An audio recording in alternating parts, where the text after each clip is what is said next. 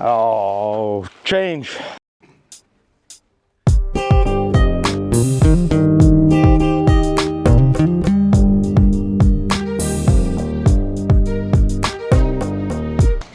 Well, not exactly a sunny day, and well,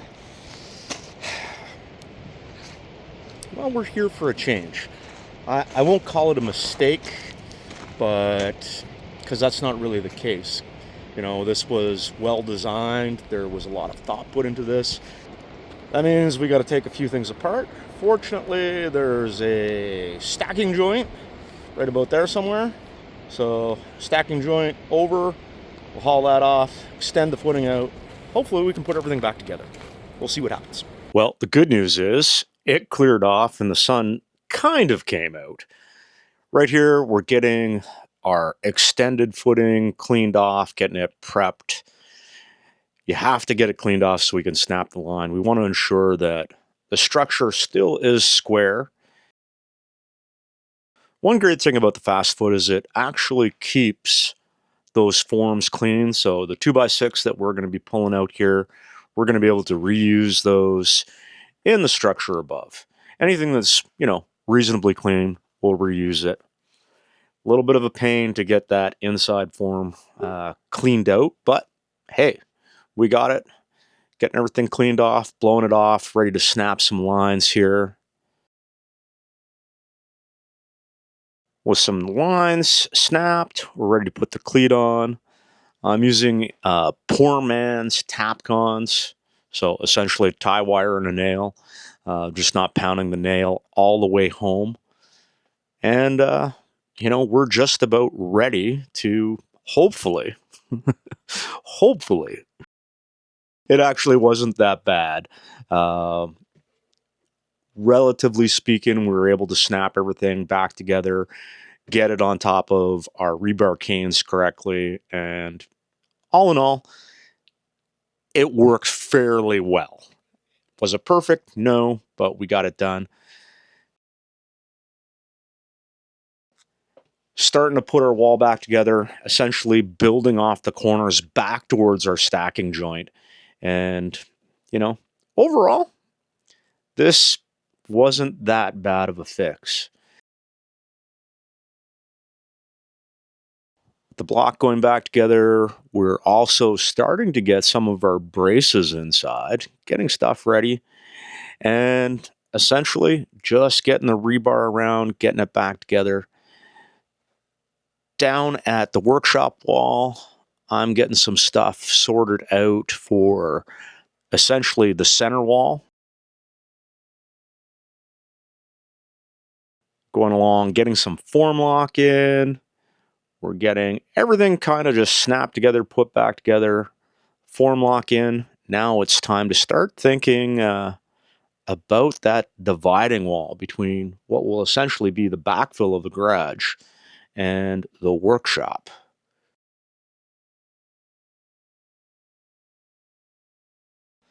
Taking a few minutes and we're just double checking level and fine tuning a couple things. I suspect in some of the weather we had and moving stuff around, well, definitely moving stuff around, we had to use the Zevlers again and re-level things. Didn't take very long, but nonetheless, it had to be done. And now that we've got everything lined up, we've got some of our braces going up. You can see the C-channel standing up. We're going to start anchoring that down to the footing. All right, lunch is over. I think if we go to work for a couple more hours, we could probably wrap this up. We've got to add another course to about there. So we've got a step and another step all the way around, match it up on the other side.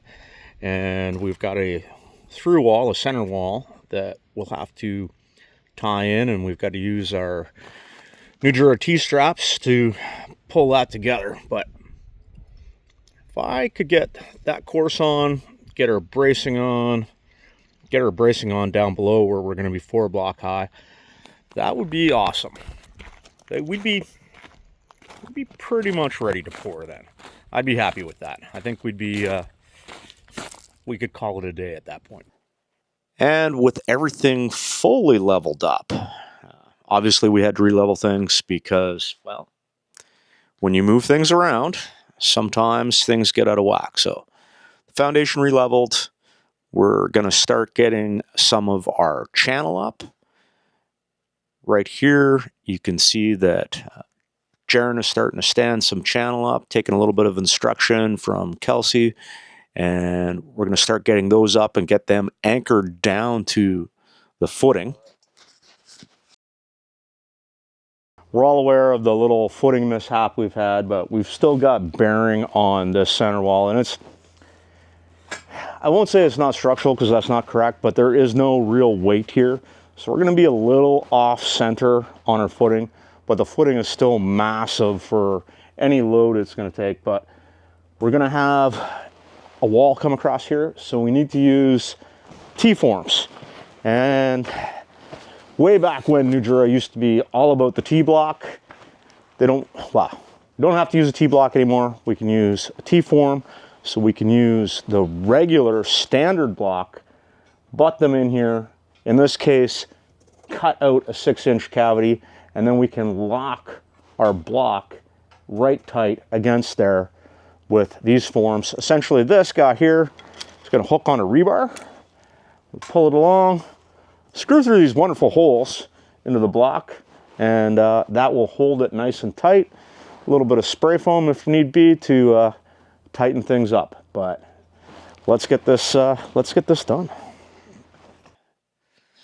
Turnbuckles are going on the C-channel for our bracing. We've got the cutout for the garage door opening, and stuff is starting to happen for that center wall. It's hard to tell from this angle, but we've already cut out the inside of the foam. So essentially there's a 6-inch channel to the inside of the form on each end.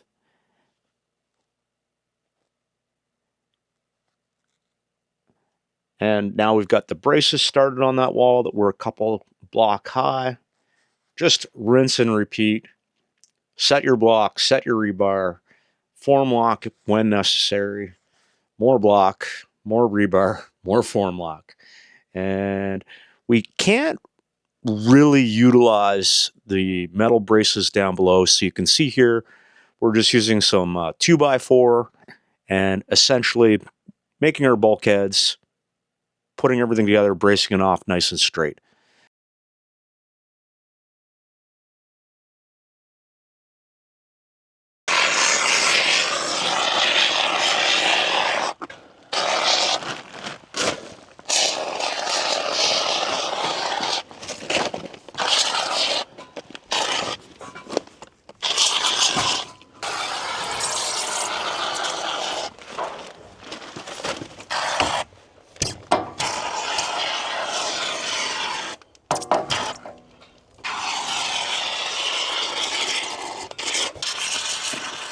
Oh, change. All right, that is a wrap for a few minutes. We've got our stacking joints all tied together. Everything is leveled up. We've got all of our bulkheads in place. We haven't run our string. We're gonna do that like right before we place the concrete. But basically now we've got to go on to the other foundation that is gonna be a little bit different than this. And then it's just gonna be a really big pour day.